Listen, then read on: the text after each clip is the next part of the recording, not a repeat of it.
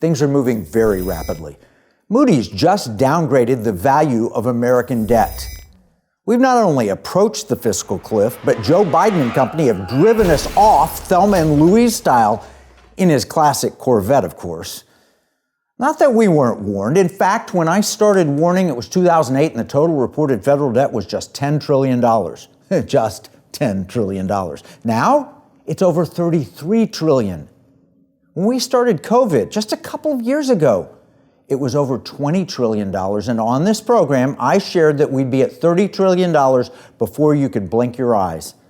I knew what we'd do in response to a pandemic. But here's what's truly amazing and alarming.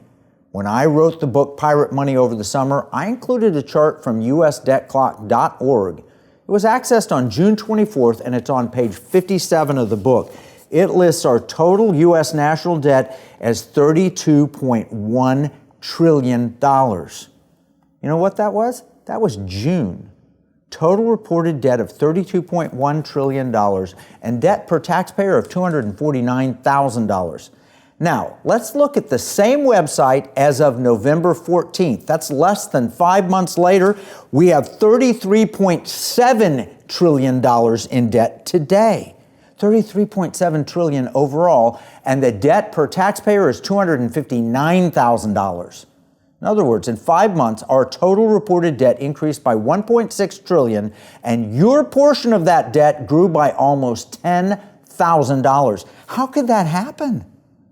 Interest only on our debt now exceeds $1 trillion per year and will quickly advance to $2 trillion. Interest only. Let's put that in context. Did you know if we summed up all of the credit card debt from every American in this country, every single one, it just set a record? Oh yeah, it did. A little over $1 trillion according to the Federal Reserve. Here it is, CNBC on November 7th report. Credit card balances spiked in the third quarter to a $1.08 trillion record. Now, you know what? A stack of $1 billion bills would be 67.9 miles high.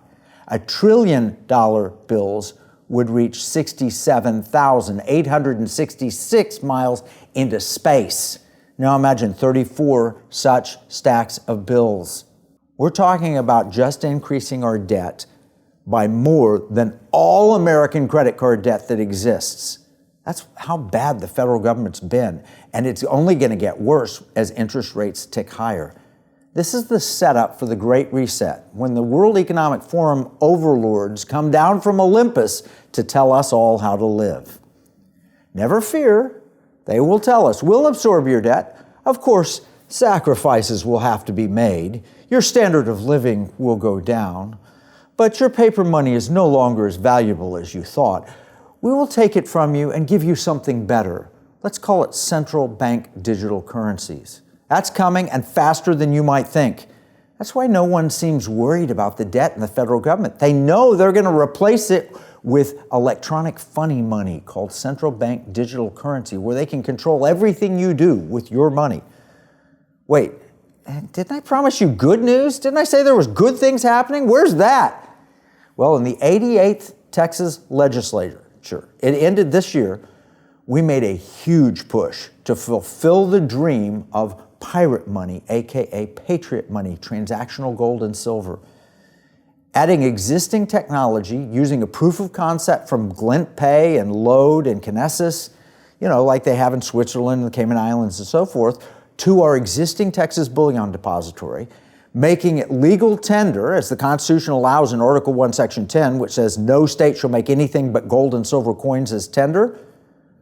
That combination, we tried to get it passed, and the implications are huge. It would be optional personal gold and silver standard, private, convenient, with tax advantages, economic justice, and an ability to opt out of CBDC and a dollar under attack.